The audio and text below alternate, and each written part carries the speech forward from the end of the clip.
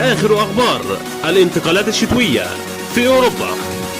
قبل أن نبدأ لا تنسى الإعجاب بالفيديو والاشتراك في القناة.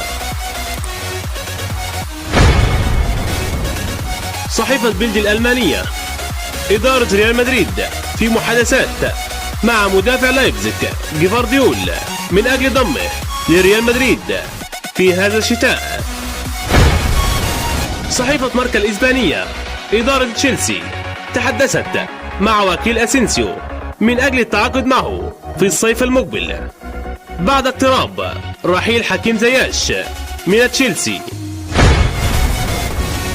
صحيفة ديلي ميل: ويست هام قريب من حسم صفقة هاري ماغواير في هذا الشتاء بعد الشائعات حول رحيله. عثمان ديمبلي يؤكد بقائه مع فريق برشلونة.